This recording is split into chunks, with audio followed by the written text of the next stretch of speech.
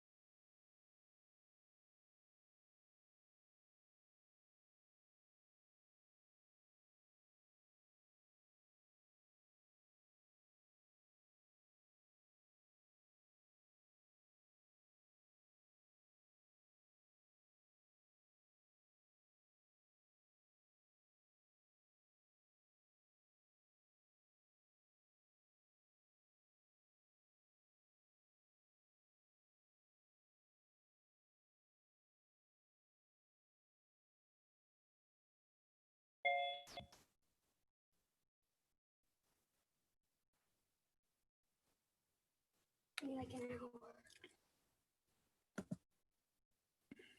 What? Could you do it? I need both because What do you need? you need both. What do you need? Text and FaceTime. An hour? I need an hour because I have to help her with math.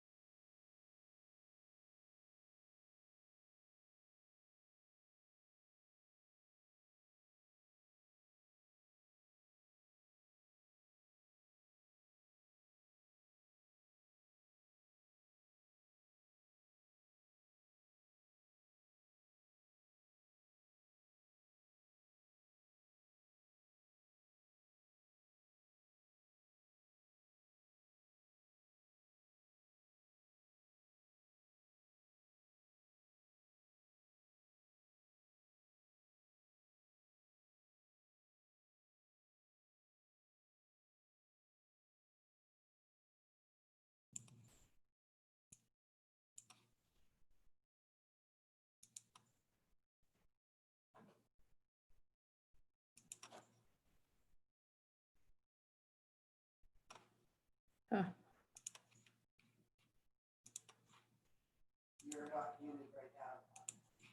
All right, I'm muting.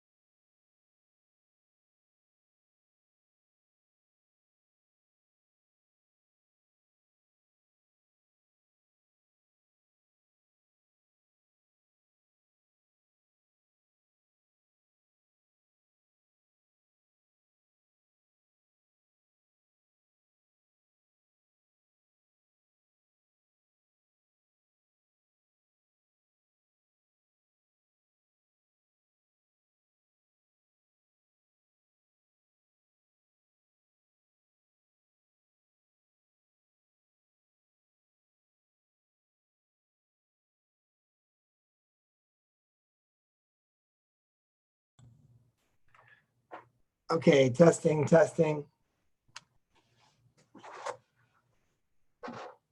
Jamie, can you respond? Jamie Williams, if you can hear me. Yeah, I can hear you. Okay, great. Yep, we're live and streaming. We're going good. Ready to go. Okay. All right. Good evening. Brian O'Hara, Superintendent of our amazing Girard City Schools, here on Thursday, September 10th, our first town hall meeting. And I want to thank you for joining our presentation here. And the majority of our A team is available this evening through Zoom at their certain locations. And we want to thank our supporting staff too that's been behind our e-learning and distance learning support in building our platforms. So am I sharing my screen, John? Is that okay? Or Jamie? I believe that was Beth that took over. Oh, no, you're. Yeah, do you want to share, Brian? You can share if you want to. Are you going to move the PowerPoint along then? No, go ahead, you do it. I'll get the questions. Okay, it's saying this will stop the viewer screen sharing. So that's what I want, yes? Yeah, everybody's allowed to share. So if one of you have to take over, you can just share yours and take over. Okay, I gotcha. Okay, thank you. And I appreciate your patience. So are we seeing the PowerPoint then, correct? Yes. Okay, thank you. All right. And then as we move through our learning process here. So tonight's agenda, we want to focus on our e-learning K-5 platform.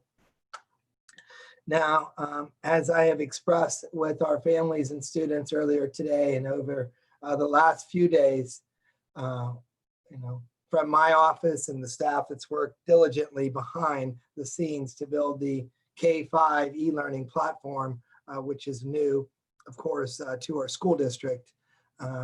Again, I send up my apologies for the frustration that was associated with the recent platform that we were using from Pathblazers. And, through that small experience of trying to get out of the gates and the obstacles that we had faced with that platform, we have chosen to take a new direction. And I'm pleased to share with you this evening through our administration the new resources that we have for our K-5 families. And I think you'll be very pleased as to the curriculum that has been purchased and available for you. This evening, though, we're going to focus on the Mind Play curriculum, which relates to our reading support, and our Ascend Mathematics curriculum for those e-learning students. In the near future, we'll be rolling out our social studies, writing, and science, and give you more information on that as the town hall meeting progresses. We will then move on to the Edgenuity courseware 612 platform, which really has been mostly fluent and efficient. Still have some students that have to log in. However,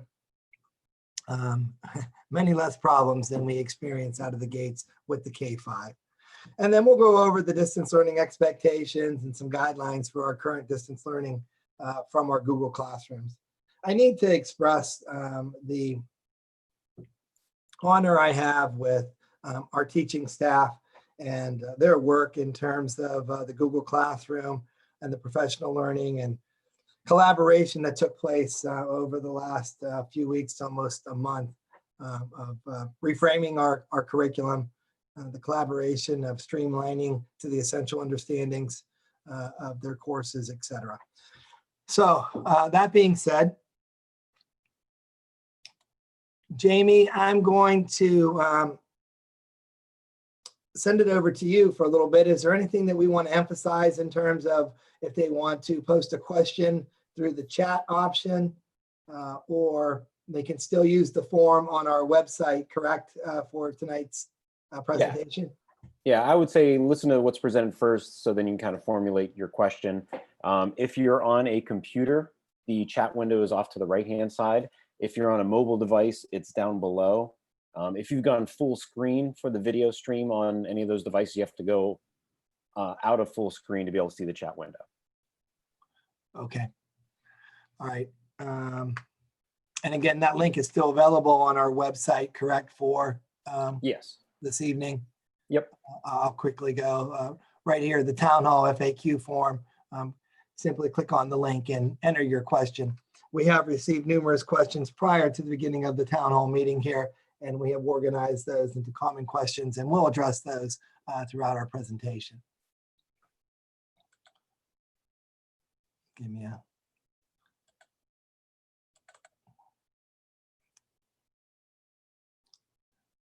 second here to okay. All right, Jamie, thanks for your support there. Sure. Okay, now we're going to move on to our e-learning Mind Play, which is the support for our reading K through 5. Our team of support for our K-5 e-learning really went through some resources over the last couple days and really found this resource to be the best, rigorous and science research-based. So at this time, I'm going to hand it over to Mrs. Julianne Ware, who is our new GIS principal, and she's going to share a little bit more about what's behind the Mind Play program here. Julianne, am I going to stop sharing, or do you just want me to? No, you can go ahead and continue. Thank you. Okay. All right, good evening, everyone. So some of the big things is working through this K-5 platform and really looking at some of the frustration, some of the issues, really having a lot of conversations about what it is that we really wanted to be delivered for our K-5 students. Where is that really looking? What do our students really need? And so making this shift to Mind Play is really to help ensure that our students have everything that they need when they're working through this online platform. So Mind Play essentially is a research base. It really is hitting with Orton and Gillingham, who, if you look up who they are renowned in literacy, embedded in research-based practices, moving students multiple grade levels from their starting point and moving them forward. So can be going above the grade level and or taking a student where they are and moving them grade levels up. So using this platform allows us the flexibility to be able to have our students take a brief screener that is not very extensive in time. It's less than an hour long, and so can be done in one sitting, but students can walk away, and really allows the program to be able to adapt a reading curriculum that's best suited for each individual student. So we're going to watch a really quick video. Mr. Hare is going to push on the play button, and just to give us a little background about what it looks like. The biggest thing is being able to see the difference of the screen and how the screen looks for our students, and really simplifies what they're going to see when they log in, instead of it being a lot of different applications and different tiles to be able to choose from. This really streamlines it and ensures that the students are focused and moving forward in the best way possible. Okay, thank you, Mrs. Ware. You're welcome.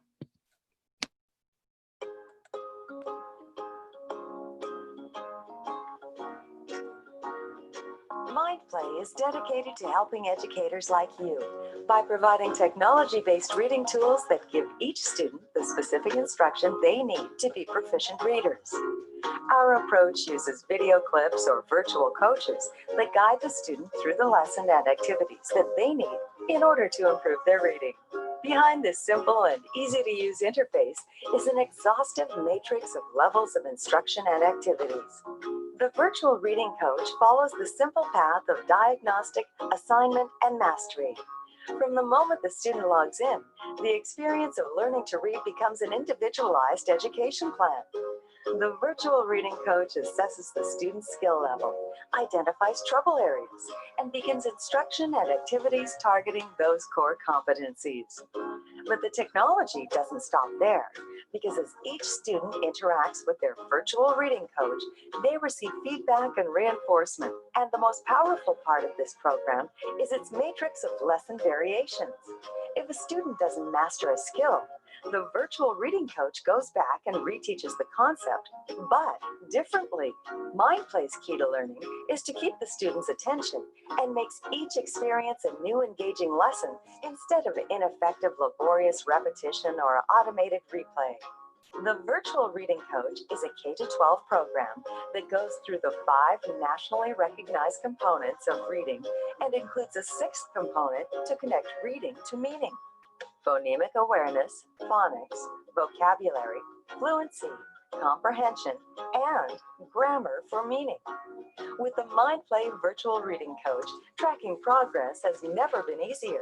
Each and every student's progress and data is captured and accessible for teachers and students alike. This allows finite error tracking and specific pinpointing of where a student is exactly in the program. And as students reach their goal, there are certificates of achievement along the way that recognize and build confidence.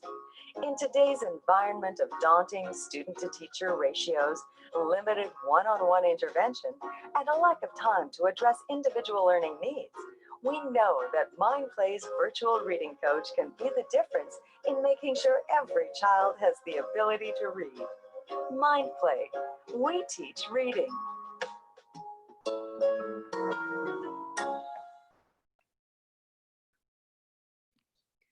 Thank you. So one of the things that they don't mention is that there are parent reports also, and the parent reports are more than just looking at the amount of time and the progress that a student is making. It actually, every component of the reading that they talk about with those 6 different areas, it breaks it apart and explains exactly where a student is in their reading path. So if a student is in 4th grade and they're reading on grade level, the little narrative that's written is that this student is reading and comprehending, this is what's happening, and this is what we're going to do in order to create a pathway that's going to best be suited for our student. So the parent reports are really user-friendly. There's avatars that the students are able to choose what their avatar is, and they can move through the path. It's very engaging, and it allows the student to really be adaptive to their instruction. And the tutors are really important because they're the virtual tutors, and they're allowing our students to be able to have adaptive curriculum right then. Okay, you can go ahead and go to Ascend Math. Okay, thank you, Mrs. Ware. I just want to emphasize that there's only one diagnostic compared to the requirement of, I think it was up to 3 with the last program that we had aligned ourselves with. And so in terms of, I think we have what we need here. We've always had a vision and produced the skills, incentives, and resources for our action plan for change. However, in our previous platform, our resource fell short of what was expected from that. But moving forward, we're very excited about this new platform. Any other comments or questions from the A team here in terms of the MindPlay? I just will say, my background, I have extensive literacy background, and there's so much support for the Orton and Gillingham process and procedures, and lots of teachers ask every year in different school districts to be trained in this process and to be able to bring it into their schools because of the research support behind the growth that the students go through. So it's one of the best possible reading programs that they have out there. So just want to be able to make sure that that's known. So that's Orton Gillingham, ORTON-GILLINGHAM, if you would like to do any research in that area. Okay, all right, thank you. Now we're going to move on to our next component for our K-5 e-learners, which is the Ascend Mathematics program that we have acquired. And then Mrs. Ware, it's back to you. Okay, so Ascend Math is essentially very similar to our Mind Play, except for instead of all of these things being housed in one program with like our Path Blazers was, these are now essentially very geared and specialized for K-5 with specific subject areas in mind. So that's why when we're calling them two different things, instead of having it one name, it's really important that you can see that really now it's two different pieces, part of that e-learning, because now it's really individualized and specialized. So math essentially runs the same way. It's a personalized online math program. Students, again, are going through and taking a diagnostic test from grades 2 through 5. So grades K and 1 do not take a diagnostic test. Instead, they start right into the mathematics program, and the mathematics program then adapts itself. So that way the students aren't reaching that frustration level. And the diagnostics are short so that they're not reaching that frustration level. So again, instead of having those 3-4 diagnostics that continue on for an extended period of time, these are less than an hour long. Students are then taken on a pathway. So instead of having multiple places to be able to click, the students are told very specifically that they go in and take a diagnostic, then they are looking through and taking a pre-test to be able to move them through an activity in order to be able to best reach the skills that they need to focus on. And so really a nice individualized path for them. Mr. O'Hara, the video for that is down in the notes of the slides. Okay. Let me, am I going to share with you, Mrs. Drennan? Okay. I'm going to stop sharing here, and Mrs. Drennan, Mrs. Beth Drennan, who has played a vital role as our K-5 coordinator for our e-learners, is going to show you a video here. Can everybody see that, correct? Correct. All right, thank you.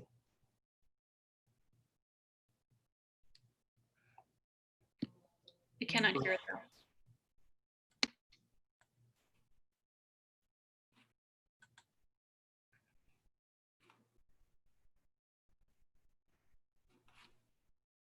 If you want, I can check my notes.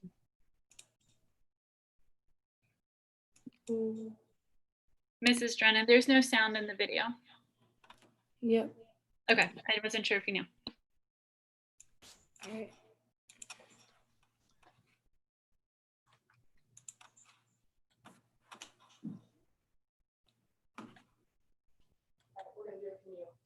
I have it in my, It's right in the bottom of the slide if you go to the commenter notes. yeah, I got you here. This is what we want, correct?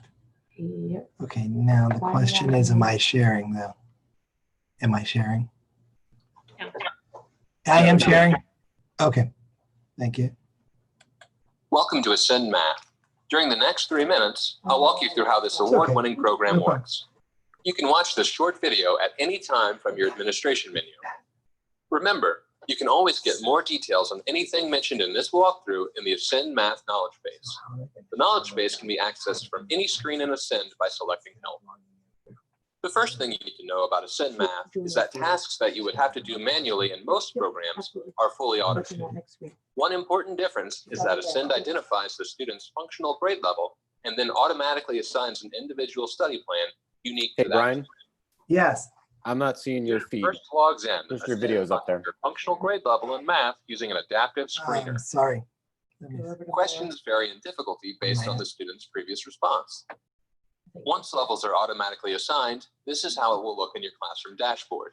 These results are fairly typical with students. As you can see, those levels change significantly after a few months on Ascend Math.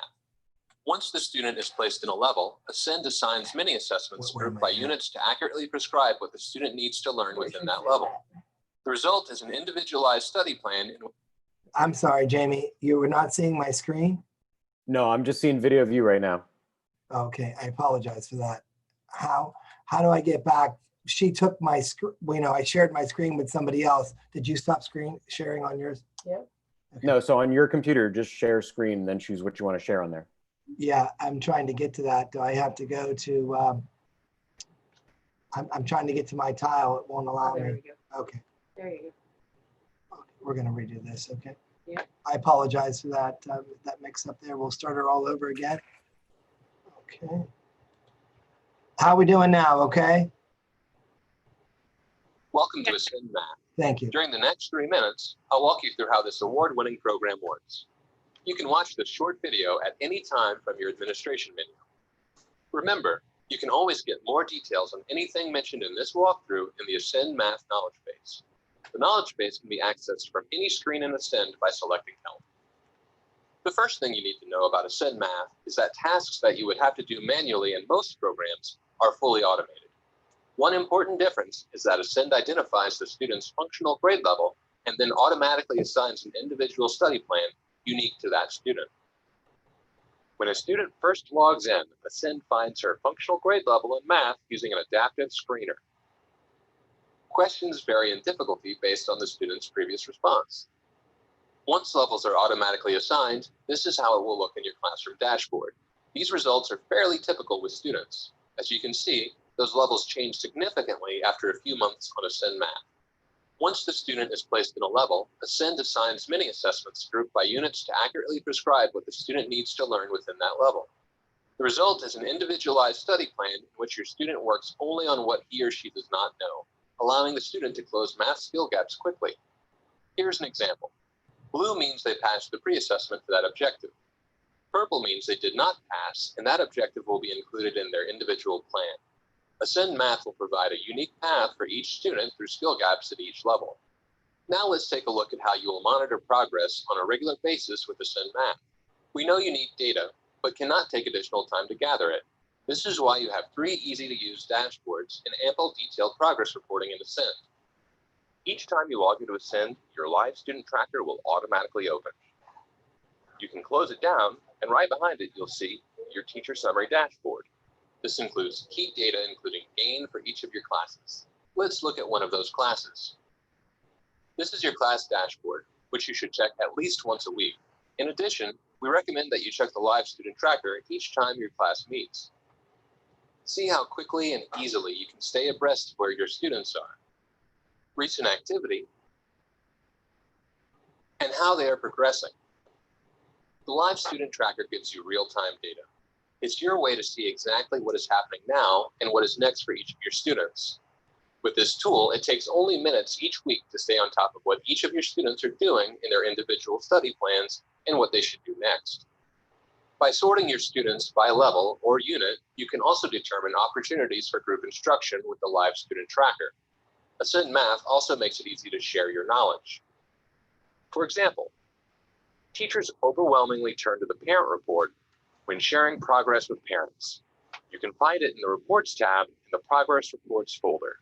If you would like to share a more comprehensive overview with parents, we recommend the Course Progress Report, which is found in Student Reports. The Course Progress Report shows you how an individual student is doing on pre-assessments, post-assessments, the time on task, and even the time spent taking the post-assessment. I hope you've enjoyed this brief glimpse into Ascend Math. Now you have an idea of just how easy Ascend Math is to use. Keeping up with improvements and new strategies is equally simple with our monthly e-newsletter. Be sure to whitelist emails coming from ascendmath.com to ensure that you receive this timely, valuable information. And remember, the Ascend Math Knowledge Base is always just a click away. Finally, as your students begin making major progress, be sure to drop us a line and let us know. Thank you. Okay, so again, with Ascend Math, the biggest piece is, and it shows the teacher's platform so that you can see how much information the teacher is really gathering, but also to be able to see those parent reports, because the parents' reports are really important because it's showing the pathway, also showing what information you're going to be able to see about your student. So some of the big things for that is also with the pre-assessment. With our pre-assessment information, once the student takes the pre-assessment, so even though they've done the screener, they've done the diagnostic, if they take their pre-assessment, and the pre-assessment is very quick, once once the students go through that, if they test out of certain areas, they don't have to go through those lessons. So again, it starts now building curriculum as the student is taking and moving and adapting. So as the child's growing, the curriculum is also adapting and growing with it. And it's interactive, but it has a live or it has a video recording of a teacher, usually at a whiteboard, giving the instruction, being able to really see what that direct instruction looks like. And again, then it goes back and re-evaluates what's happening based off of what the student's doing. So if the student doesn't understand the concept, doesn't grasp the concept, isn't mastering it, then it gets retaught to the student in a different way. Okay, Mrs. Ware, thank you. I do want to state that our K-5 e-learners in the Mind Play and Ascend Math will be out of the gates on Monday morning with their logins coming this weekend and assignments after their diagnostics being taken so that the ELA reading and the mathematics will be provided and ready to go for our students on Monday, September 14th. I think that's really important to mention too, because the students would have been working through those diagnostic and screener assessments this entire week in the other platform. And this platform is really streamlining that process, and the students are able to take those screeners and diagnostics on Monday. And then by Tuesday, they'll already be working on their content. Or really they could start working on their content as soon as their screeners are over on Monday if they wanted to continue on that path. And so it's really important to be able to note that that's kind of exactly where we would have been if we had gone with a 4-day of diagnostics and screeners with the other program. Okay, Mrs. Ware, do you also want to comment a little bit on the access now to at least currently Mind Play and Ascend Math? How it will be different than the one login link for the Path Blazer? I do. Yes. So some of the things that are obviously different with this is it's not just one login code. So students are going to hop onto Google Classroom and they'll use Google Classroom with their teachers to be able then to launch themselves into either Ascend Math or launch themselves into Mind Play. As we get our science and social studies and writing up, they will also be moving from Google Classroom for that content as well. So it is different in the fact that they're not logging into one platform to be able to get all of their content. However, it's different that it is very streamlined once they get into those, and now they can really focus on one certain area and be able to spend that time on the area that they're on. So really looking at the different platforms, we're talking about being able to have Ascend Math. They will have to log into Google Classroom. From Google Classroom, the students will click from there to go into Ascend Math every single day. They'll also click from there to be able to go into Mind Play each day. And then there will be a weekly requirement for the science and social studies components and the writing components, because we think that those are really important as well. So with that, the communication is very similar to how it was before.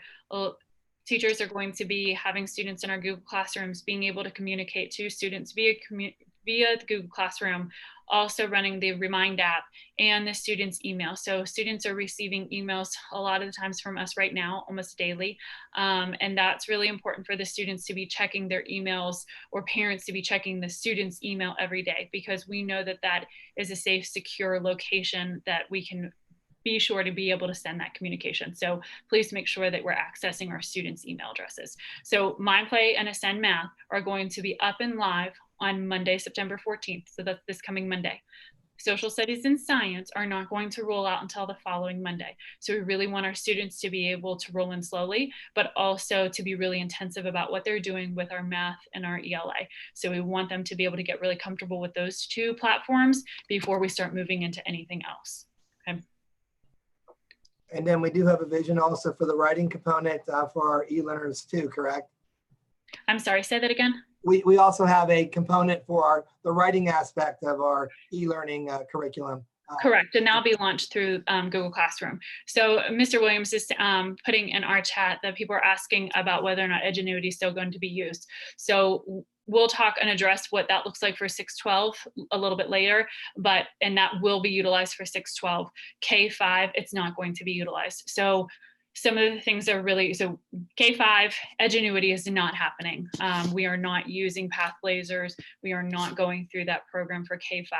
So we heard you, we saw the frustration. We really wanted to make sure that what we were doing, we could have continued on that path, and we felt like it wasn't what was best for our kids. And so being able to take that and to change it and to change course really quickly, we understand where everybody is, but this is what's a better path for our kids, is to really be able to take Ascend Math and Mind Play and focus on our math and our ELA and really strengthen that for our kids, and then build in some of the science and social studies and writing components through our Google Classroom.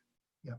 And we're really excited about the resources for the science, the social studies, and the writing that will roll out the week of September 21st.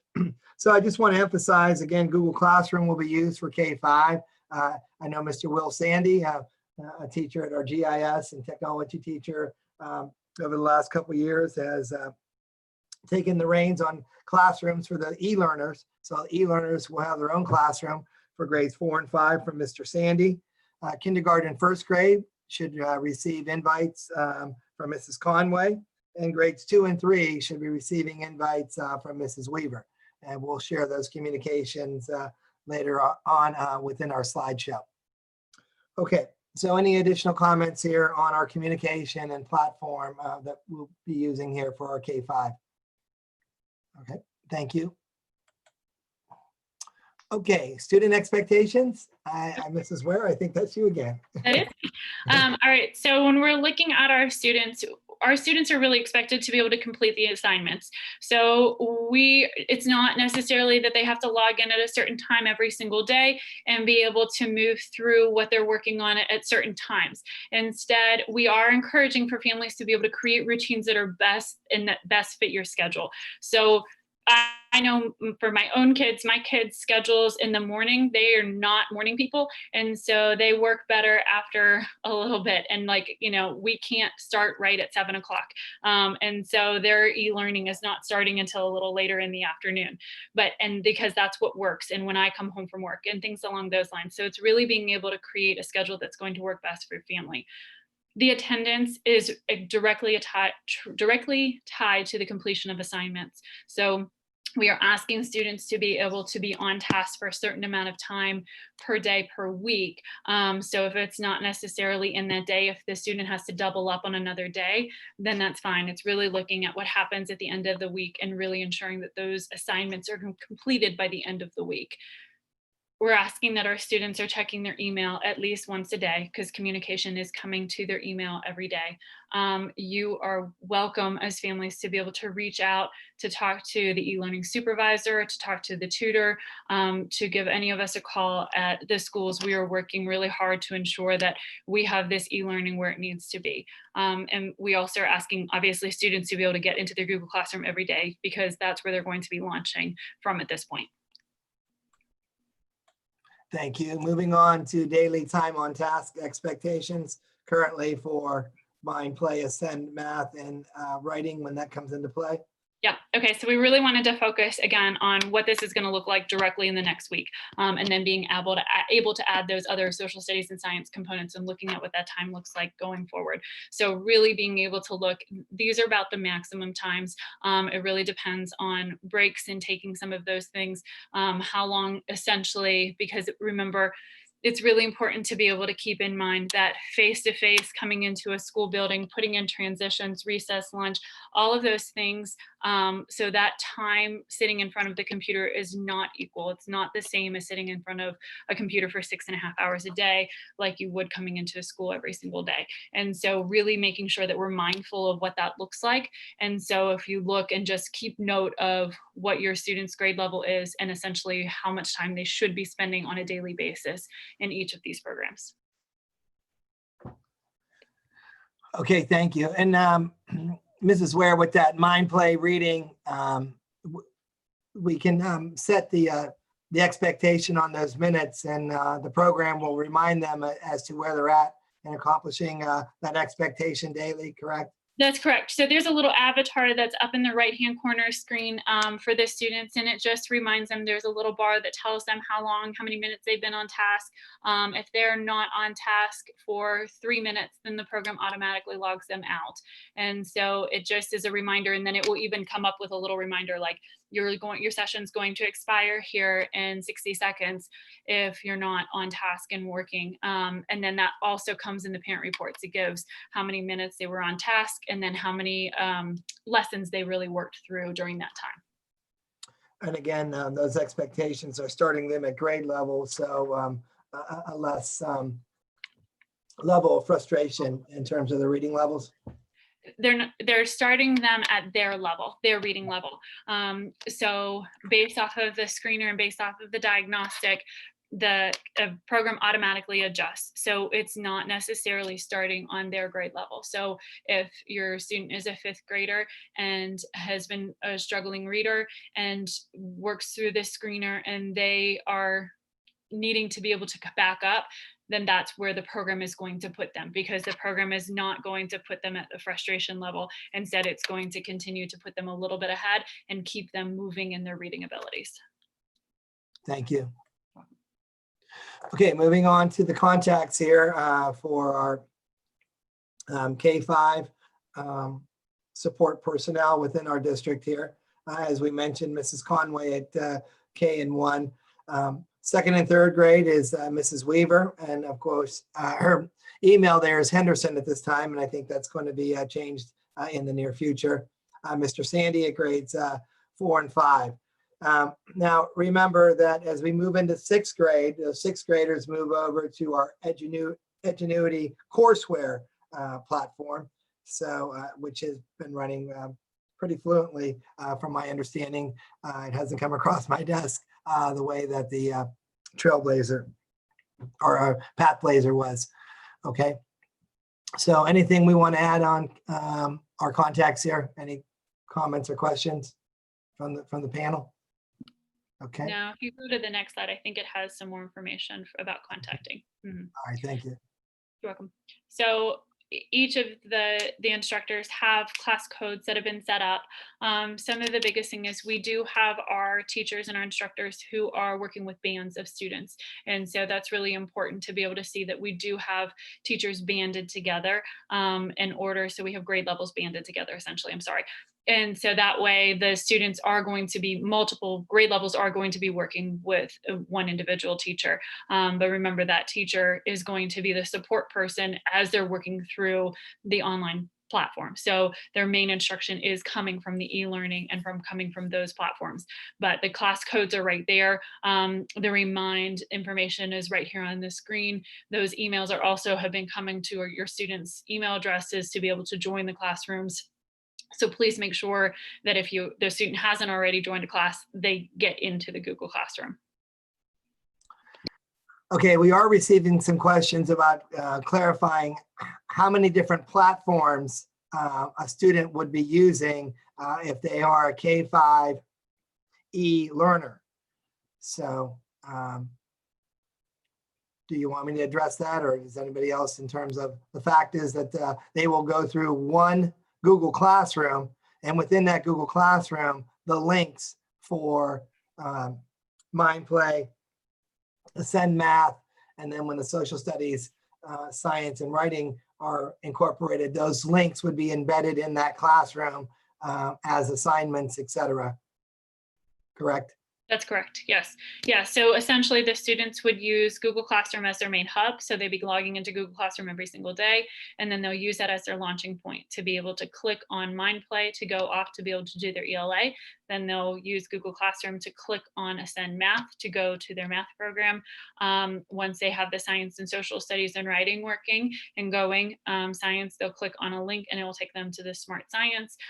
They'll have the social studies embedded, hopefully right into Google Classroom, and writing will probably be embedded right into Google Classroom. So we're really talking Google Classroom and possible of 3 platforms. Okay. And as we know of right now with the MindPlay and the Ascend Math, when they click on that link, it's almost seamless. If I could understand correctly from going through the training, that their reading program will pick up where they left off and what they accomplished, and the same with their mathematics, depending on what was completed. That's correct. So especially if a student logs in, let's just even start with MindPlay. As soon as the student logs into MindPlay, it takes over their entire screen. The whole screen is large with the program, and the program automatically starts talking to them. There's almost nothing they even have to click on. As soon as they open it up, the program will just start telling them, welcome back, here's what we're going to do. Go ahead and click on the next button. And then there's an arrow that bounces right by the next button, and the student it's very intuitive. Student clicks next and it goes to the next thing. It reads the directions for what the next piece is, and then it tells the student every step of the way as they're moving through. So we don't anticipate the 10 to 12 tiles as with the last platform. No, this should be much smoother, much simpler, and very streamlined in order to be able to navigate. And like I said, the nicest thing is that like MindPlay is focused on reading. And that's why I know that there are more places for a student to have to click once they go into Google Classroom, but because they have to click on more things, it's really specializing in the content. Okay, thank you. I just had some questions that we probably need to address. Okay, thanks. Okay. Okay. Okay. Okay, ahead. so the questions are, will they have different logins? So we're still working with the company to be able to get logins. We're working and we're doing our best to make sure that we can keep the logins as similar or the same as possible. So I don't know that I have the exact answers because we're working today, tomorrow to be able to get the company to be able to get us all the information set. So that way we can ensure that you guys have all the information by Sunday. Okay. I'm not quite sure. Okay. All right. Thank you again, Mrs. Ware. We have some questions about, it looks like 60 minutes is a max time to be spent on the, I think we're referring here to the MindPlay. After they max out of that 60 minutes for the day, that lesson is completed, then they wait for the next day for the next lesson. That's totally up to you and the child, that you guys can keep working. It's not going to kick the student off. So if the student says, you know what, I really am enjoying this and I want to keep working on it, I'm going to come back later today and keep working. And so I've worked now for 2 hours on it. It's totally adaptive, and it will keep working, and it will keep building lessons in order to be able to improve the reading level. And so it essentially, the student could sit there and work on it for hours if that's what is best for the kid. However, obviously we know that screen time and sitting in front of a screen for that long is not what is best for the child overall. But yes, it will continue to go. It will never close down and say that you need to log off, that you've reached your max. However, it will say that you've reached your goal at the end of that allotted time. So the student does know that they reached their goal at that time. Okay, then understanding that there would be one classroom for the child to enter either the K1, 2, 3, or 4 or 5 Google Classroom. With the different links, will there be different passcodes that are needed for each of those links to MindPlay, Ascend Math, etc.? I think I addressed it, but yeah, we're not sure yet. So we're still working with the company. We have asked them to be able to be, if we could be as similar to what we already have in login, codes, passwords, usernames, all of that as possible, then we're going to be able to really work to make that happen. But those have not been created or set at this point. Okay, thank you. You're welcome. Do you want me to talk about this FAQ real quick? Sure, thank you. Okay, you're welcome. All right, so we had a link up on Girard City Schools website, and just asking for people to be able to submit some of the questions. And so we really looked at some of the questions that were most similar, and so tried to really be able to pull some of those. So essentially asking if the curriculum is going to line up to distance learning curriculum. And the answer is yes. We worked really hard with our teachers to be able to look at course at a glances, see what the curriculum looks like, but also know that this is adaptive. So it's meeting your student where he or she is at the very beginning. So it's going to be looking at the same standards, but it might be looking at it in a very different way. students do not necessarily have to log on at a certain time every single day. We are asking to be able to follow that time on task through the day or for the week. So again, if a student is not able to get in on Tuesdays because Tuesday something is happening with the family, and so they didn't do their 30 minutes here and their 60 minutes there, and instead they're going to make up that time in the rest of the week, that's perfectly fine. It's really looking at what the students and what the families need. So I think I looked at both of those. Will school supplies be needed? So right now, if your student is an e-learner, we're looking at doing that e-learning for the first 18 weeks. There's an 18-week commitment.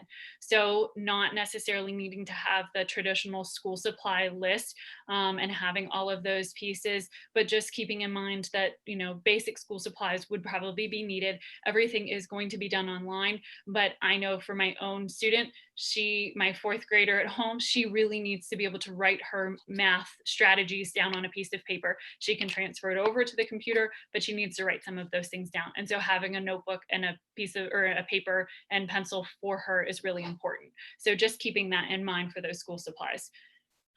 Yes, you most definitely can substitute a weekend day for a weekday. So again, really looking at what is best suited for our families. That is one of the reasons why we think that e-learning, for the people who have chosen e-learning, needs to be adaptive. It needs to be in a way that is best suited for the family. So if you need to swap out a Saturday for one of the days of the week to be able to make sure, that's perfectly fine. We're going to pull those reports the following week. So we'll be pulling those reports probably on the Monday after the week is completed. So that way we can kind of see where our students are sitting. Okay, why do we have different grades with the same teacher? I think I addressed that a little bit, but we do have bands of grades matched up with a teacher because we wanted to be able to have one person to be able to oversee the program and to be able to look through and be able to see what's happening. And so we banded them with grade levels to be able to help support. So the teachers are supporting each other, but they're also supporting multiple students because they're not necessarily the ones delivering the curriculum. Instead, they're the ones supporting the curriculum through the e-learning. If the site goes down, will attendance be affected? We are looking again at kind of what is the completion of the work for the week.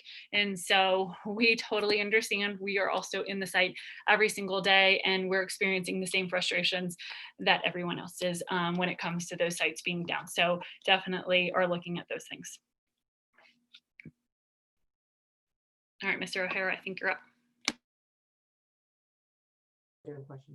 Okay, thanks again, Mrs. Ware. I think I am sharing, correct?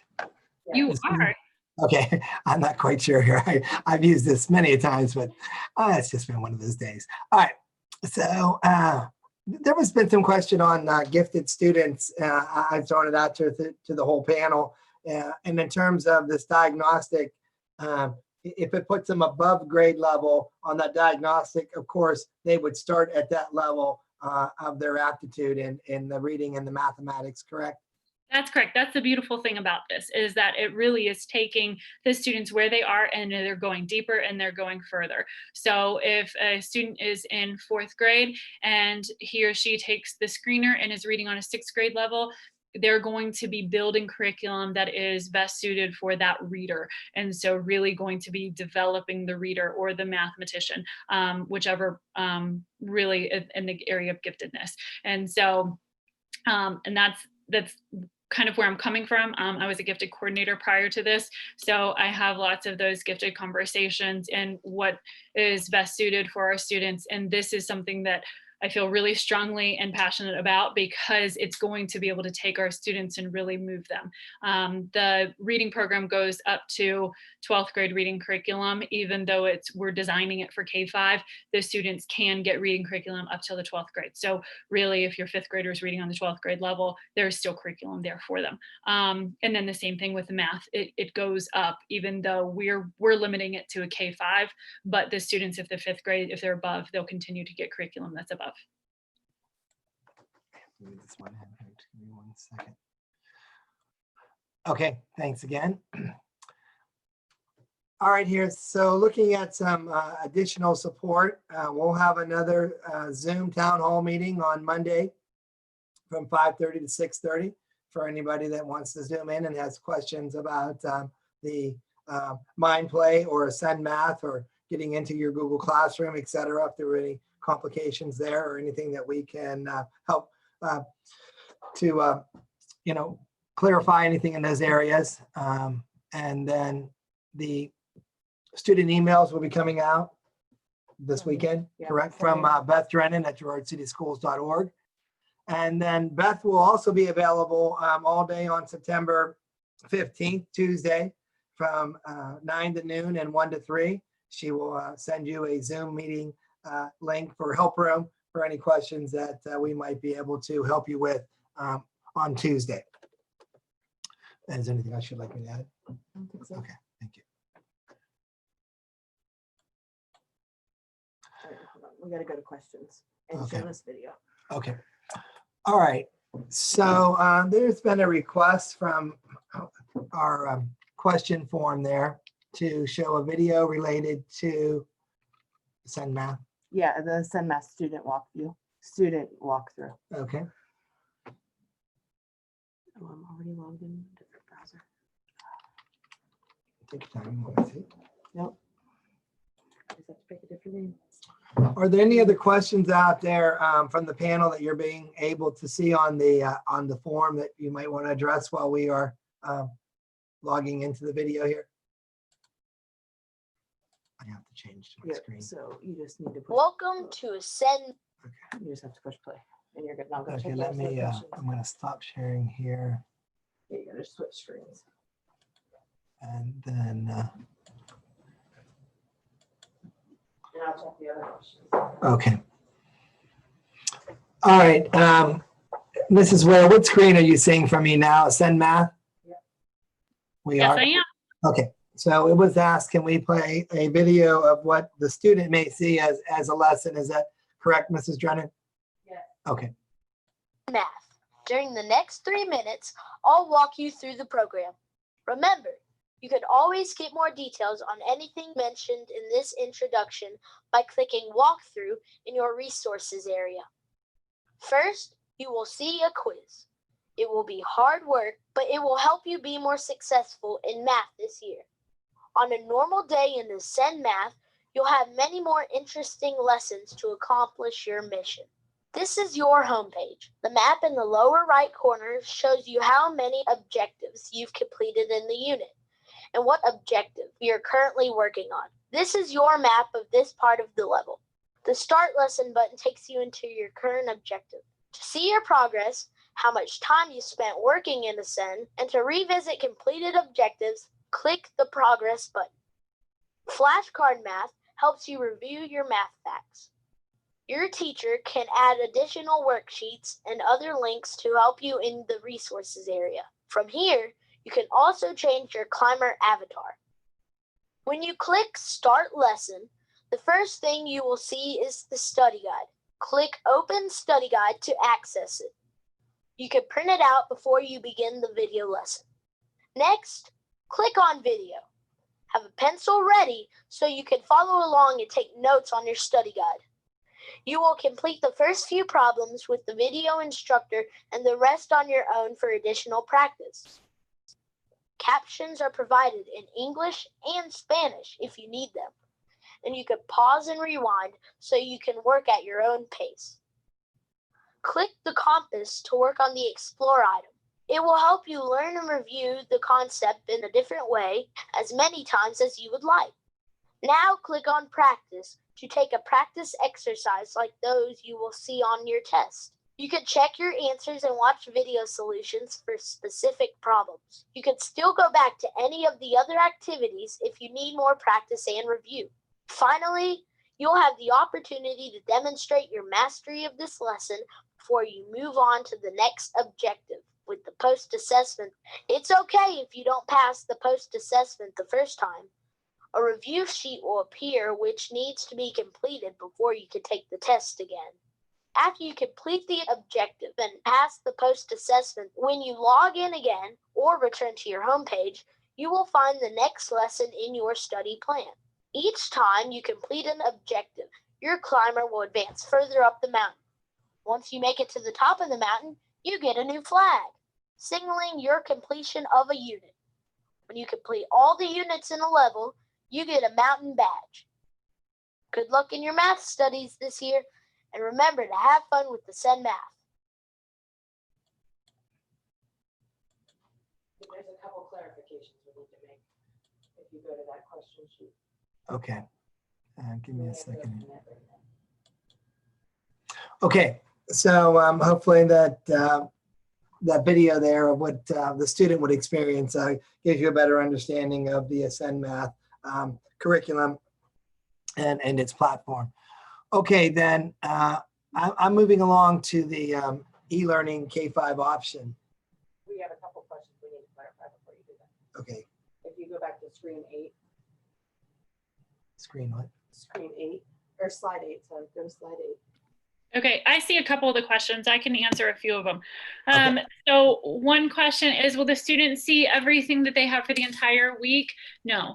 The student will log in and it will literally walk them step by step. And so especially like on Ascend Math, you can see the mountain so the kids can see where they're supposed to go and what they're supposed to click on next, but it doesn't actually tell them how long each of those pieces are, and they can save their work at any time and walk away for a little while and take a break. So for Mind Play, it's a little bit different. The students don't see that path really at all. It literally takes over their whole screen, and they are focused on that task that they have in front of them.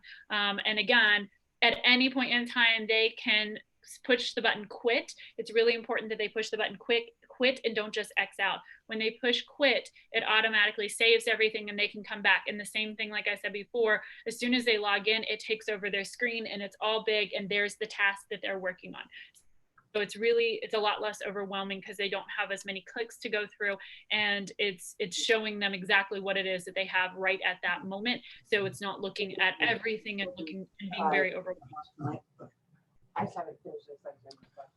Okay, thank you, Mrs. Ware. I do want to emphasize that any e-learning platform model or choice is a first semester commitment, which I think goes through January 22nd is when the second 9 weeks ends. So that question was asked, is it a first 9 weeks?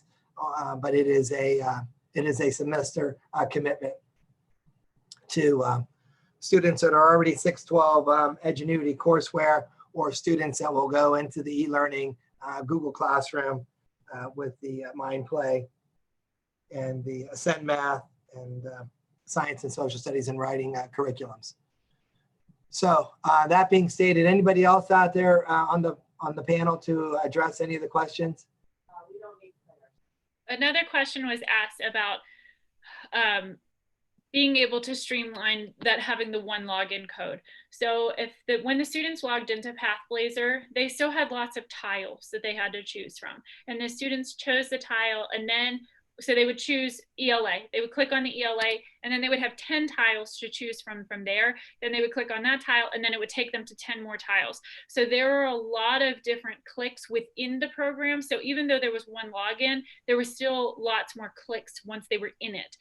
So yes, they are going to have to go to Google Classroom and then launch themselves, but instead they're going to be launching themselves, focusing on ELA, then being able to take a break, come back to the computer, sit down and look at Google Classroom again, go back into a different, so they would sit down and do, you're going to sit and work on ELA for 30 minutes, go ahead and click on your ELA from Google Classroom, work on Google Classroom through the Mind Play, walk away, then come back to Google Classroom, click on their math. So, and that still only is then one click once they go from Google Classroom. And in PathBlazers, there were a lot of different tiles within it. So even though it was all on one platform, there were still lots of different clicks that the students were going to have to go. So I understand that students being able to log into different places, my recommendation would be to save their username and password. So as soon as it comes up and it says, do you want to save this? Yes, I do. And so every time they go back to it, it will automatically be saved and the students won't have to type anything in anymore. Okay, thank you. And I do want to emphasize, I feel with the Google Classroom, we have more control over our communication from our school district to our students, and anything that we may want to supplement in terms of the SEL activities and any other additional activities or communications that we feel would be pertinent to the success of our students. Okay. Can I answer one more question? I'm sorry, I just saw another Yeah, question pop in that's about, why we're here. okay, about printing. So asking if we needed a printer and being able to print. The students don't. There is a study guide in there that the students can pull up and have that off to the side as they're listening. If they're wanting to be able to have hard copies, contact us and let us know, and we'll work to be able to figure something out. But it's not necessary for a student to be able to print. Again, it's the student can have a notebook paper and a writing utensil sitting next to them as they're working. But all of these programs are really essential that they can use everything that's embedded within the online program. Mrs. Ware, we also have a comment as to the depth of our experience with these programs. Can you comment a little bit on your daughter's experience? And I think another student that we had go through the diagnostic yesterday.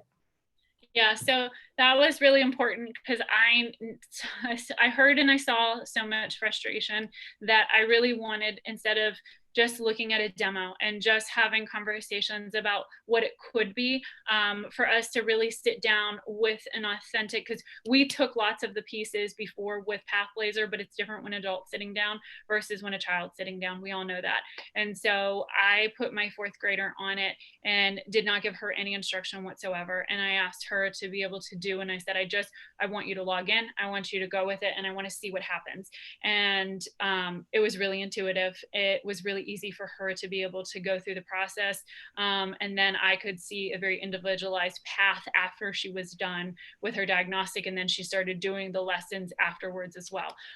Because again, it was where you're right. It's really important for us to be able to see exactly what this looks like and what the experience is for a student. And so we had the time and we had the ability to be able to do that in the last 48 hours. And so we were spending that time with kids, embedding them into the program. And Mrs. Drennan did the same thing with a 2nd grader, put a 2nd grader on it and let her go through the process to see what it was like. Again, I want to express my thanks to all those that have been involved in the last 24 to 48 hours to get this turned around in a different direction. And do want to emphasize that many weeks were spent into the Pathblazer program also. The only thing that happened there really was the fact of, I think we were overpromised and under-delivered in terms of getting out of the gates there, and it was not acceptable for our families and our students. So moving forward then, understanding that there was frustration this week with the e-learning platform this is for our K-5 students only. You can have the option to leave the e-learning platform that we have designed here for you. I'm very pleased and confident in what direction we are in at this point in time. But if you would like to do that, that needs to be done by Saturday. This is for K-5 only, by 9 a.m. And you can access a Google form on our website under the student directory.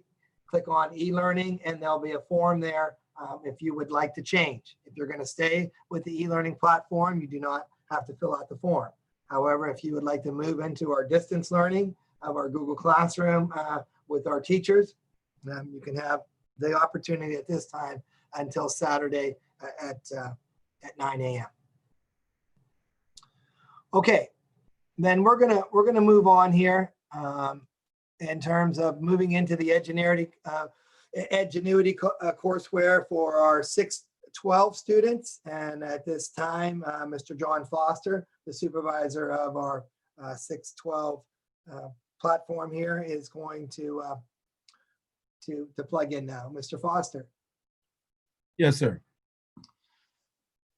You let me Okay. know when you're ready to go, and I'll move slides for you unless you want control of it. No, you can go through them for me. That'll work. Okay. That we don't have to worry about switching. So what we're gonna do first here is just the day-to-day life of an e-learner. Okay. If you are in grades, well, really 6 through 12, this should be part of your daily routine. We should go to www.edgenuity.com to log in. Once you get there, at the top of the screen, you'll see a yellow box that says log in. From there, just click log in. Next, sir. All right, and then from there, under the Edgenuity section, you will just go to student login, okay? A lot of you have already been doing this and are understanding this. So from student login, you enter your username and your password. Remember, first name dot last name, and then last name 82145 for the password. Now remember, that's case sensitive, okay? So the first letter in your first name and the first letter in your last name should be capitalized. All right. Once you log in, you will get to your home screen. All right. If you look to the left of the screen right now, your home screen will have your classes on there. All right. Along with your classes, you will have a couple options. You will be able to click. If you click directly on the class title, it will take you to your course map, or you can click next activity, and that will take you directly into your next activity. Also on that panel is your progress bar. Right now, if we look at the student in both their classes, they have yet to start any work. It says 0% complete and on target. So this is day one for them. As you progress, that percentage will change. And if you are on pace, your bar will be green. If you're falling behind pace, you will have a red bar. So the ideal here is in each one of your classes, you want that progress bar green. Now, also on this main page, if you look in the top right-hand corner, there's three options there. You got hello. If you pull down there, it's basically profile information. Also under that section, you will have that student help section, which we referred to in that earlier video when we were talking, briefly introducing the platform. The main thing I want to talk about here is that little envelope, which is your email. From there, you'll be able to message your teachers right within the Edgenuity courseware. Okay, when you click on the title, you will get to your course map. There's a few main points here I want to talk about in your course map, okay? If you look at the red arrow, that will allow you to see what course you are in, okay? You can quickly change courses by clicking the little icon next to the title. Right now, you can see there's a message saying that you have 2 overdue activities. Right? So if you fall behind at any point, this will let you know how many activities or how much work you have to do, and it will even give you an estimate about how much time it will take you to get caught back up. Okay, if you look at the yellow arrow, there is the option for a course report. That is the that's a progress report, and we'll go over that in more detail here in a little bit. If you go back, sir. Let me go back, sir. I'm sorry. All right. If we look on the left-hand side under the teal arrow, all right, the little person looks like a male bathroom sign. That will show you where you're at and where you're at that point in time. Anything above that, the check mark will show you everything you have done. Now, if you look underneath your man, that little guy, you'll see it's grayed out. You must complete the course in a sequential fashion. So you're not able to skip ahead in the course. So you must do activities in the order that which they are presented. Now, if you look at the course map, the green arrow, there's a few other options, and we'll discuss those here next. Okay, that first option that is a looks like a little pencil right on a tablet. All right, those are your e-notes. As you go through your courses, it is a best practice to take notes, and you can take notes directly within the program. All right, here you'll be able to see all your notes. Right now, this student has no notes, so that's where you see under notes it says no notes. But if you were taking notes for each section, you'll be able to pull up your you'll be able to pull up the notes and take a look at it. Now, underneath that, for the you'll see the little bar graph.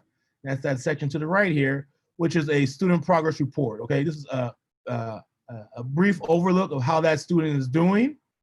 You can see the progress, and you can see how they're doing on each type of assessment. You can also see the weights on the assessments. Also in that, you see the types of grades. You see an actual grade, an overall grade, and a relative grade. And we will discuss what those mean here shortly. Next one. Okay, this is the course progress report that we were talking about before. Okay, this is the quickest, most efficient way for you to get a look at how your student is doing, and also for the student to check on how they're doing in the class. If you look here where it says test student, that's the student's name, their courses right underneath it, and their grade. Once again, it talks an actual grade, an overall grade, and a relative grade, and we'll go over what those mean here shortly. If you look to the right, there is a start date. That's the date the course initially began, and then target date, okay? So right now, all courses for all e-learners are slated to be finished by the end of the first semester or the end of the first 18 weeks, which is January 22nd, 2021. Now, if you go there, you can look under the activities. You see the unit which you're in, and you'll see what each lesson that you're working on and the parts of that lesson, okay? Here you can see also when each one is due. So if you want to see how much work you have to do and, you know, when it's actually due by, you can see it there. You see when you first attempt it, and you also see when you submit it and the number of attempts. You can see how much time you're expected to spend on each activity and how much time you actually spend on that activity. So for instance, if your instruction should take you 20 minutes and you get through it in 5, that's a real good indication that your learner is not spending enough time in the instructional piece. That instructional piece is the teacher standing in front of you giving a lesson. So that's when those notes are going to be taken. That's where that intention has to really be directed. And then also you'll see the summary, assignment, and portions for each lesson. So once again, this is a great way for you to check on your student, for your student to see exactly what's going on and how they are performing. Thank you, sir. Thank you. Okay, so right now we talk about the types of grades that you will see. Now, each one of these grades have merit, but it's important that you understand what is going on. Okay, so the main grade that you will see is your actual grade. Okay, I'll read through this and I'll talk through it for you. All right, that's the grade based off your actual progress and your target progress. Okay, the way this is calculated is your progress ratio times your overall grade. Okay, now your progress ratio is your actual progress. So let's say, for instance, you've completed 5% of your class on today, and your target progress should be 10%. So you take that 5 divided by 10, I'll give you 0.5, and I'll give you your progress ratio, okay? Then you take that ratio and you multiply by your overall grade. Now your overall grade is based off the work you completed. So if you've taken one quiz in the class and you scored a 10 out of 10 on the class, your overall grade would be 100% because you scored 10 out of 10 in that class. Your relative grade is your total grade in that class. So that's counting all the points from where you're at. So if you look at, here's an example, the student has only taken one test. They scored a 10 out of 10 on that one test. There's a possible of 100 total points, all right? So out of those 100 points, that student has only scored 10% because they scored 10. All right, so your relative grade would be 10%. Now, looking at these grades, how are these grades helpful to you, okay? Your actual grade, all right, is real good to see how you're doing in relative to course completion, okay? So it takes in what the work you've done, and it takes in if you're on target or if you're not. So if you're falling behind and you're not keeping on pace, all right, that actual grade would be a lot lower than your overall grade. Your overall grades based off the work you've done so far.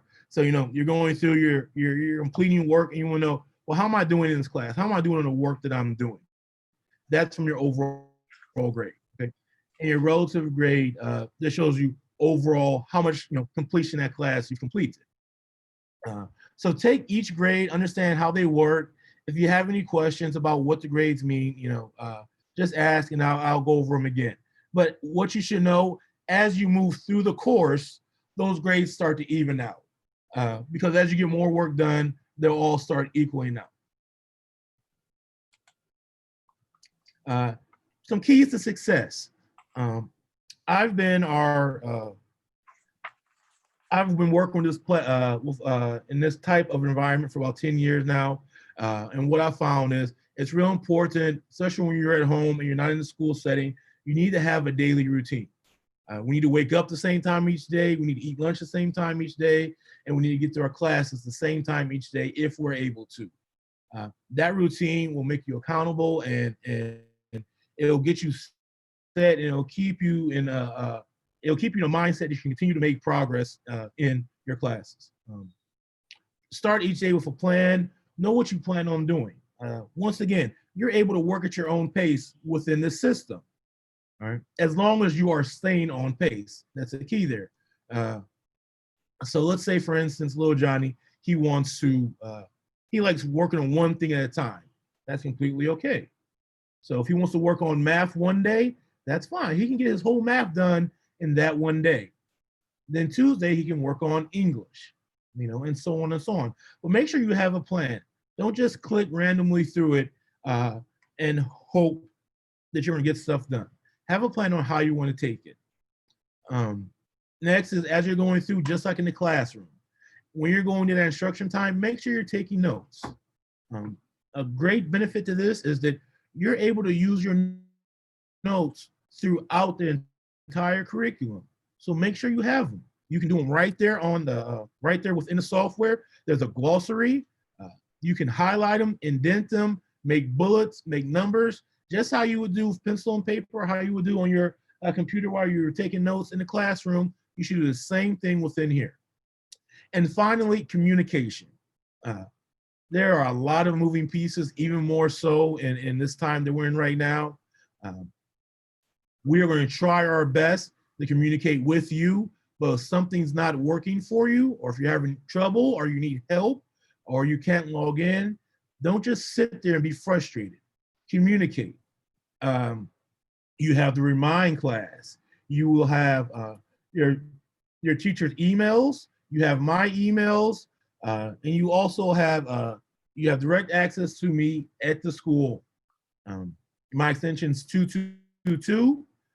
So just call and I'll try to answer as many calls and reply to as many emails as I possibly can. But the key there is communication, and it has to happen both ways. Now, we talked about a few things that we need to make sure everyone is signed up for the Remind class. Right now, the K through 6 got individual classes out for you. So I put this in the chat. If you're in the Remind class and you're in grades K through 6, please remove yourself from that class and sign up for a class for your grade level. If you're 7 through 12, this is where you need to go to sign up for the Remind class. It's a great way to get in contact with me. I try to get back as soon as I can. If I don't answer you back that day, that exact moment, I will definitely try to get back to you the next morning as soon as possible. And then also with this e-learners form, we need emails for each parent so we can set up the parent portals. So that way you can have direct access and see your students' attendance log and there you go. So you can see your students' attendance log, and also within that form, if you select, you're in grades 9 through 12, that will take you to where you'll pick your electives. So it's real important that, if you're in grades 9 through 12, you have an option to pick a few electives if your schedule has room, and we will make sure to, take that information and get that plugged into your schedule. I think I have one more slide here.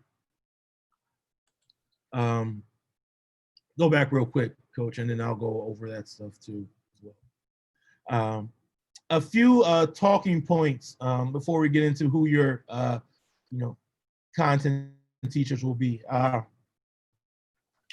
As far as attendance goes for Edgenuity courseware, the main thing, there you go for that. The main thing is that you stay on pace. Just like in the K through 6, if you are staying on pace in all your classes, you are fine. So if you want to sit there Monday, Tuesday, Wednesday, get all your work done for from Monday through Friday, and you got greens across everything, you're more than welcome to. You don't have to log in on Tuesday and Thursday and Friday, because you're on pace in all your classes. But as soon as you start falling behind in pace in any of your classes, all right, we will take a look at your time on task and your daily logins, and those days will be counted against you in attendance. Some questions about the pretest. If you take the pretest and you exempt out, then you get a lower score. It's going to take that lower score. Also, some people are saying, well, if I don't score well in the pretest, and my grade shows up at, let's say, like 80%, well, I should just not take the pretest and do better on other tests. Take the pretest, and then as you work through, you still have that unit test, and you'll still have the end of the lesson. You still have the test at the end of the unit. Excuse me. As you take those tests, that grade will rise. So make sure you're taking the pretest. Right now, some of your students only have a few courses on their that they are enrolled in. Excuse me. Right now, those are your main courses. And please remember that we have moved to block scheduling in the high school. Okay, this is talking about for my 9th through 12th graders. We're on block scheduling. Okay, so one class is really 2 periods. Your student will receive a full credit for each class that they're enrolled in this semester, as far as their core classes. So some of you might only see, English and a math. Well, your science and history, you will get those second semester. Those are coming. And then, like we said also, we are in the process right now of going through all those electives, getting them added to schedules, and getting those students enrolled in the courses. And then hopefully that should be done early next week. But for right now, please continue working in your core courses. And there are a few students who we are still working with getting actual schedules. For whatever reason, you didn't have a schedule. There's been movement around. You are not forgotten. We are working on those, and that will be out very soon.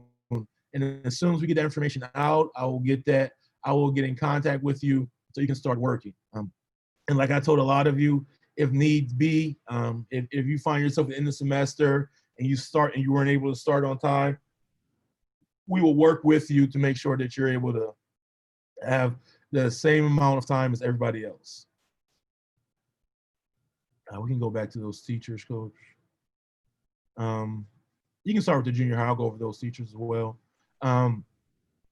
These are the teachers. You got Jennifer Nicholas, Beth Kennedy, Pat Pearson, Ashley Kermick. You can see the grade levels that they will be.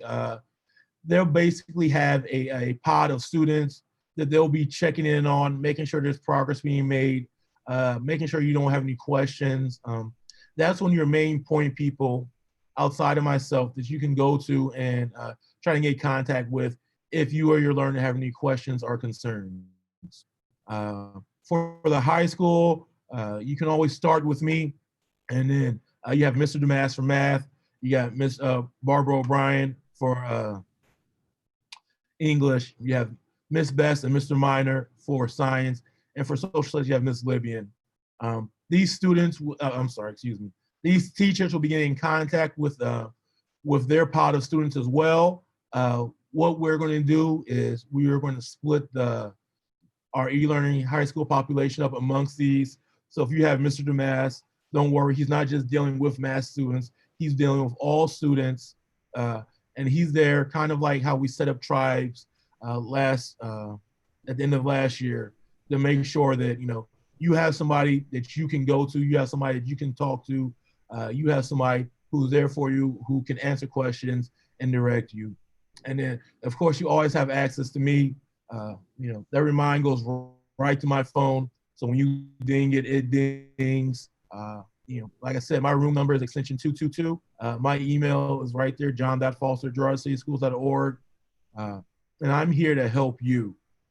I've worked with this, like I said, I've worked in this setting for a while now, and this is meant for you to see success. So if there's anything that you're having issues with, if you see yourself not seeing success, make sure you get in contact with me, and we will get it fixed and corrected. Yeah. Couple down there at the bottom. Yeah. They probably need to clarify. Okay. Let's see, John. Of course, we appreciate your experience here, John, and all your work in getting this new platform up and running. So what questions have come in related to, let's see. Does the pretest let you skip the rest of the assignments? So how does that work? If you test out on the pretest, you will not. Let's say there's, you have a pretest. There's 20 questions. This is math, so let's say 2 of those questions are on the quadratic equation. So if you get both those questions right about the quadratic equation, you won't have to do that lesson within the unit. Right. So the better you do on a pretest, if you show a firm understanding of a subject area on the pretest, you will be exempted out of that in the actual lesson. Let's see. So again, so there will be more classes added to their schedules when these electives, we make sure that they've followed up to put their electives in for this semester. Yes. Once we go through and get all those electives onto the class schedules. I'm getting those schedules right now. Miss Wargra and Miss Val and Miss Cochran are working really hard on making sure we get all those in. And as soon as we get those, we'll get you guys registered, and those classes will be added to your schedule. Yeah. And then again, if they get a late start on some of those electives, we'll make sure they have ample time to complete the course. Yes, we will work with you. Once again, this is designed for you to success. We're not here trying to penalize anybody. We understand this is a unique situation. We are experiencing it with you, just like you. A lot of us have children in the system. So we're here to work with you, and we want to see you have success.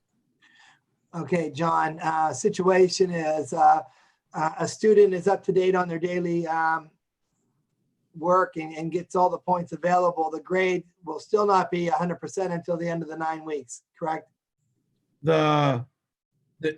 Okay, so if you look at your overall grade will be 100%. If you're asking like your relative grade will be your grade based off where you are in that class. So if you go through and you complete all assignments for the entire course, all those grades will be the same, and that will be your grade that you have earned for the semester. Did that answer that question? Does that make sense? I think so. I think she's saying if my daughter's up to date on a daily basis and gets all the points available, the grade will still not be 100% until the end of the 9 weeks, correct? To the overall grade is completed. The overall, okay. I think So you were saying like the example here where they got a 10 out of 10 on the quiz, but their relative grade is 10% right now. right. Okay. So their relative grade will not be 100%, but their actual grade and their overall grade would be 100% because they're on pace. So their actual grade will equal their overall grade. So that'll be the grade that they've earned on the work they've completed so far. Okay. Are the pre-tests part of the actual grade? No. Okay. All right. Do we have parent logins to see this, or do they need to log in as their child or student? At this point, you need to log in under your student. I will work to get all those emails that will pull off that form added to your student's account, so you have access to the parent portal. But for right now, the best way to get access is just log in under your student, go to the class, and pull the course report. That one's not on Yeah, here. he did have this here. Okay, so that's when they fill out this www.tiny.cc. Once you get their email from the parents, then they'll have login or access. Yes. Well, I have to put them in. So it's not that filling out that form doesn't grant you instant access. I have to still enter you into the system. So Okay, this PowerPoint will be posted here after our presentation. So you could go to this slide and log in. Is this tiny.cc? Is that on our website, Mr. Foster? I can't remember. Yeah, that's the form. I can pull it. It's under the e-learning tab. Okay. If you go Yes. under the e-learning tab, you can put your email address in as a parent or guardian, and then Mr. Foster in due time will get you assigned to your respective classes for your student or child. Okay. And then real quick, also, we're able to send out weekly progress reports. So those can go straight to those emails as well if you choose for that to happen. Okay. And then can students contact Girard teachers for help with lessons or questions, right? Yes. Yes. John, if I may, the most important thing to understand is, if you have any questions on it, you can talk to Mr. Foster. But as you see, if you bring up the high school, just go back one slide, please. Sorry, boss. Oh, there you go. Perfect. We do have one teacher in each of the contents. The way we designed the schedule was that each of the teachers you see up there teaches one less class than they normally do because they are dedicated to helping kids in the specific content areas that have questions. So anybody who's taken a math edgenuity class can feel free to reach out to Mr. Damas. Any science student, for example, can reach out to Ms. Best or Mr. Minor. You can talk to Mr. Foster about who's the best person to reach out to for each specific class. But those people will all be available to all of our learners during their office hours. I mean, when I talk about the high school expectations, I'll go into detail about what office hours are. Okay, we're going to move along with that then. Again, Mr. Foster, we appreciate your support here and your compassion as all of our administrative leadership here and staff have to find what's best for our students. Yes, sir. You're welcome. And once again, guys, any questions, any concerns, anything whatsoever, please let me know, reach out to me, and I'll try to get back to you, if not instantly, as soon as I possibly can, okay? Okay, thanks again. Sam, did you want to address the student expectations for K-12 distance learning? Yes, absolutely. Mr. Caputo, our high school principal, thank you. Oh, yes, thanks. And thanks again, John, for everything. He's a tremendous asset to all of our students, not just our distance learning students. But our expectations, and again, these are for the kids in Google Classroom, but they also apply very much to our complete e-learning option 2 students also. We're expected to complete assignments in our platform daily. Obviously, for our distance learning, that's Google Classroom. Just like Mr. Foster said earlier, students should be strongly encouraged to develop a daily routine that best fits their schedule. We know that some of our younger students are in daycare, so they can't be in a synchronous learning situation like the normal school day would go. Likewise, at our level at the high school, I know we have some students who are still working. We have some students who need to watch younger siblings, that sort of thing. So we don't 100% expect them to follow our schedule, but they can follow a schedule. Again, like Mr. Foster said, try to find that routine that fits for you and try to stick to that routine every day. Student attendance, again, similar to our Edgenuity platform, K-12, or I'm sorry, 6-12. Student attendance is tied to completion of assignments. So we need to make sure that we're keeping up to date with our assignments and things of that nature. And students will receive direct instruction through Google Classroom. Those are our base distance learning expectations. So if you want to go to the next slide. As far as communication, students should be checking their email account daily. They should be checking Google Classroom daily.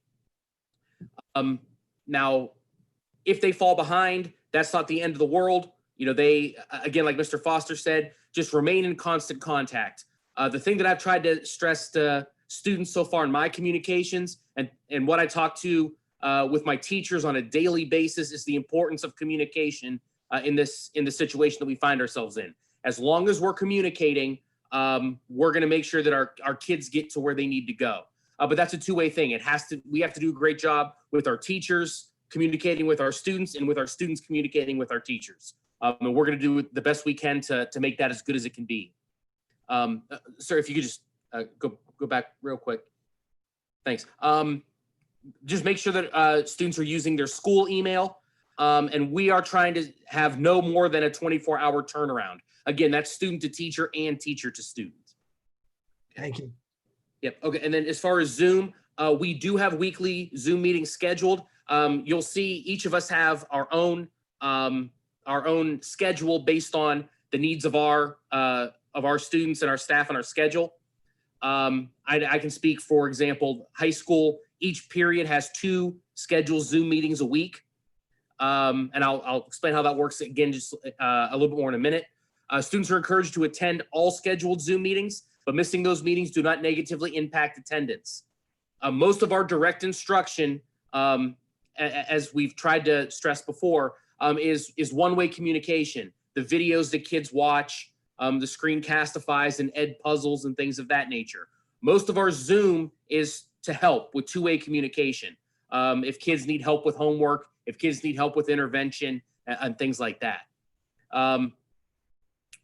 The very important thing in Zoom is to follow the same classroom rules you would follow in an in-person setting, with respect and courtesy and all of those things. One of the new things we've learned, Zoom meetings can become a mess real quick if you have a lot of excess noise going on in the background. So it's important to mute your sound unless you're speaking. I think our teams try to do a good job of modeling that today, and limit distractions in your remote setting as much as possible. Now to talk specifically about the high school, we have office hours for our teachers.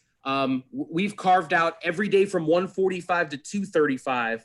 Every single teacher in the high school has office hours. So if your student has a question about an assignment, a question about content, anything that they need assistance with, they can set up a private Zoom meeting with one of our teachers. They can call the teacher, they can email the teacher, set up some type of contact. Students are strongly encouraged to take advantage of the office hours. One thing I would like to make sure is very clear to this is for all students, option 1 and option 2. So for our kids who are just in Edgenuity, you can reserve time with teachers from 1:45 to 2:35 as well. Mr. Foster will help set all that up. You saw some of the teachers who have some time designated to that, Mr. Miner, Miss Limbian, Ms. Best, Ms. Barbara O'Brien, Mr. Damas. But if they're busy with another student, we will find another English teacher or another math teacher or another science teacher that can help you with whatever you need. We are, we're going to do whatever we can to meet the needs of our kids in these situations. The last thing for high school, this is what our Zoom schedule looks like. On Monday, we're not having Zoom meetings, although you can request one during the office hour times. That day is more for direct instruction, so kids will be watching videos on Google Classroom, not necessarily participating in Zooms. But you'll see we try to keep the morning classes in the morning and the afternoon classes in the afternoon. That's why we're doing periods 1, 2, 5, and 6 on Tuesday and Thursday, based on those times you see there. Okay, and 3, 4, 7, and 8 on Wednesday and Friday. As Mr. Foster said before, our periods are blocked. So for example, if your student has physics, that would be periods 1 and 2. So they would Zoom periods 1 and 2, which would be that 9:30 time on Tuesday and Thursday. If they had advanced biology, that's a 3rd and 4th period block. So their Zooms would be on Wednesday and Friday. One thing to clear up, our teachers can Zoom 2 days a week.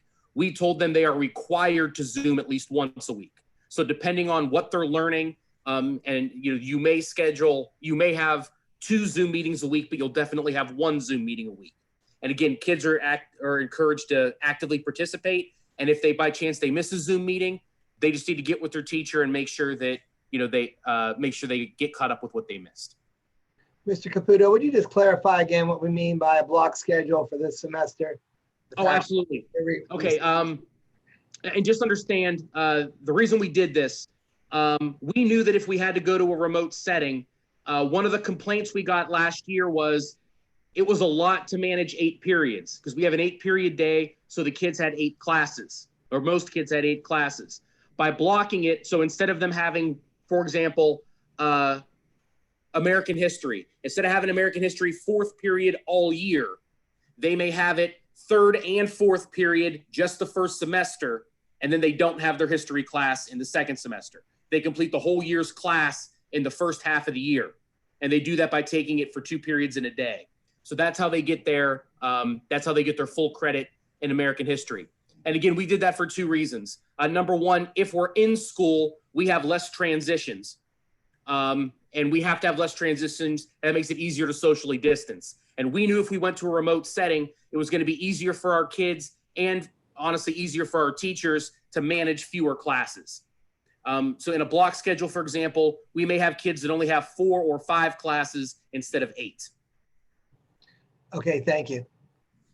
Just to clarify, Mr. Caputo, you are talking specifically about distance learning and not the e-learning. So the distance learning students have the Zoom schedule and have all of that for students who are doing distance learning for the first 9 weeks at least.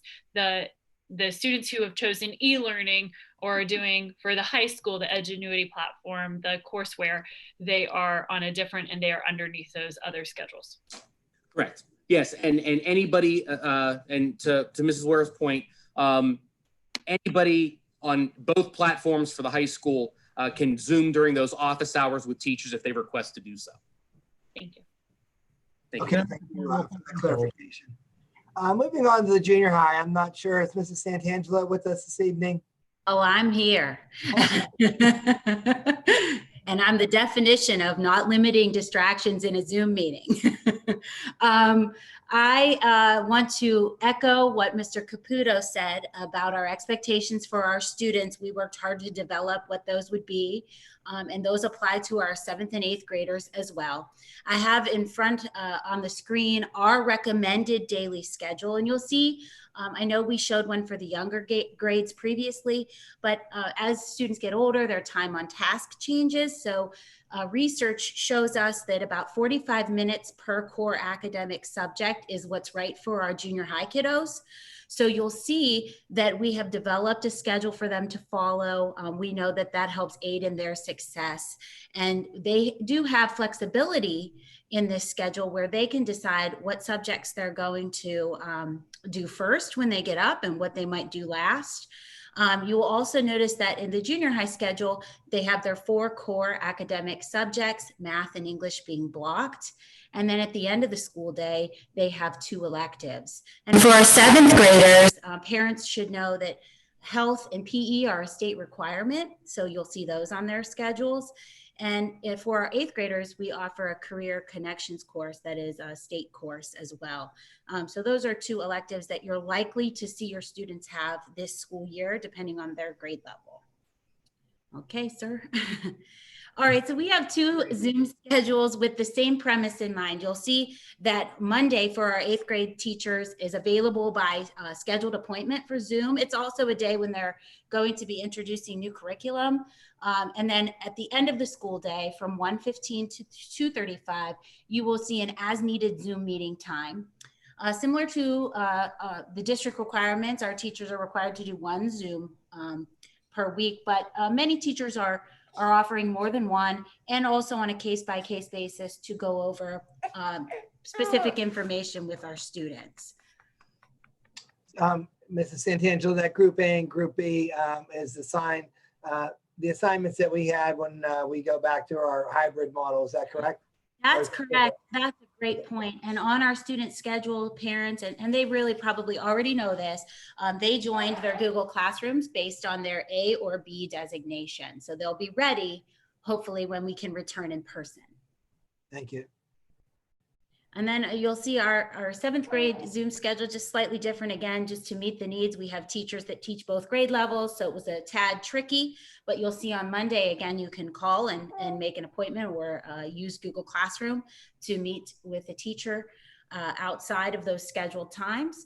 At the end of the day, there is still availability. And then in this group on Friday, we were able to provide some availability. So Whenever a student needs one-on-one help or a small group, hopefully the Zoom can be utilized.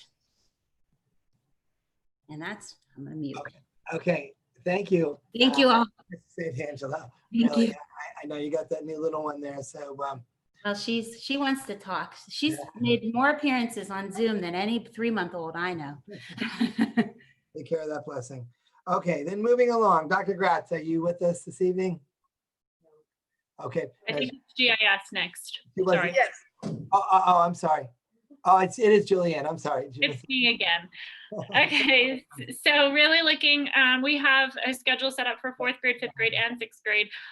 But this is what the distance learning, so the students who are doing the distance learning, these are the schedules, their Zoom schedules. And again, the students who would be sitting in at least 2 Zoom meetings a week. And this is what is scheduled for our students. The student Zoom links are being posted through Google Classroom, so students can access those. I know that students have been excited and have been going onto Zoom all this week so far. So there is the 4th grade schedule. If things change, the teacher will be really communicating that information, and know that obviously as we go, that more Zooms can be added or things can be changed to be able to meet the needs. It's really important that we're putting those things forward for our kids.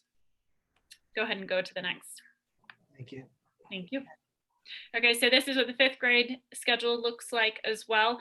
So again, you can see most of those Zooms are happening in the morning. A few of them are happening in the afternoon for art, and really putting in some of those components, but letting your teacher know how things are working. And the biggest thing is knowing that those Zoom schedules are there for students, but if they miss them, it's not going to negatively impact their attendance, and they're not missing a direct instruction by missing those Zoom meetings.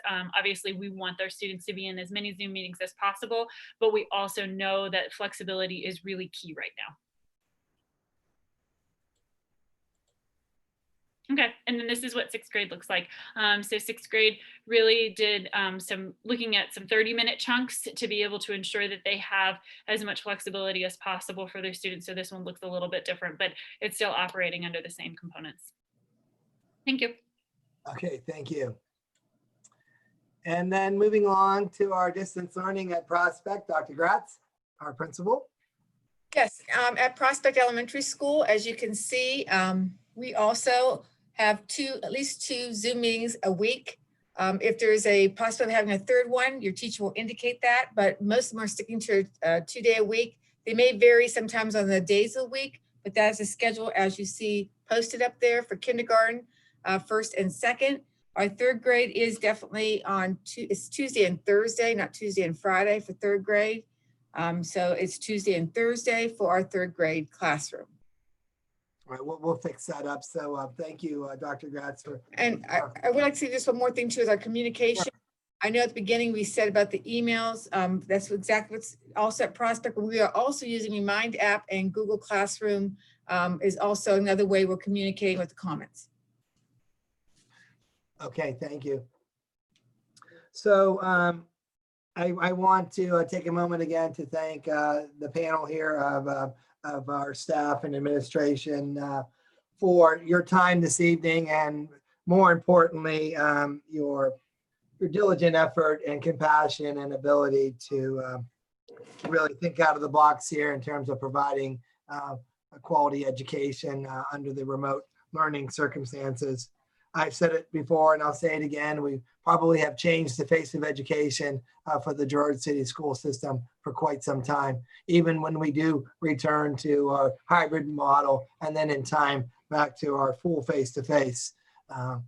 The professional learning and resources that we now have under our belts as professionals will allow us to meet the needs of more of our students more efficiently and consistently. So special thanks to Jamie Wilson, Jamie Williams, excuse me, for your help in setting this up for the Zoom town hall meeting here. And we plan on having more of these in the future. Again, on Monday, we will have one on the 14th, correct, Beth?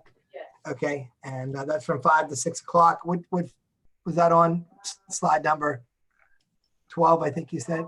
Okay, thank you. 5:30 to 6:30, okay. Related to any questions of the new platform there. And then on Tuesday all day with Beth would be available 9 to 12 and then 1 to 3. And then we'll be rolling out another Zoom meeting as we get to the science, the social studies, and the writing of the K-5. So that being said, any last comments from the panel here that you would like to emphasize? I have one. We want to make sure that all, especially our e-learners, even though you are committed to e-learning for the entirety of the semester, you are still a member of Girard High School. You still have access to all our events. Ms. Beekler does a great job as our school psychologist, excuse me. You have access to her. You have access to the guidance counselors. You have access to any clubs or activities, however they may look here coming up. You guys have access to that. You are still a member of our school, and we still want you to be involved and be an active member in our school community. Okay. Okay. I do want to emphasize again, any of the K-5 e-learning families, if you wanted to move from that e-learning platform that we have developed to our distance learning, please go to the form by Saturday morning at 9 a.m. On our website under the student tab and then under e-learners. And it is currently live at this time. So this Zoom hall will be posted soon on our website along with the PowerPoint. And again, we are very fortunate in our city of Girard to have the quality of support that we have from our Board of Education and even so from our treasurer's office, the resources that we're able to provide for our staff and our students. Really, we count our blessings in those areas. Okay, so until next time, we are Girard family, taking care of each other.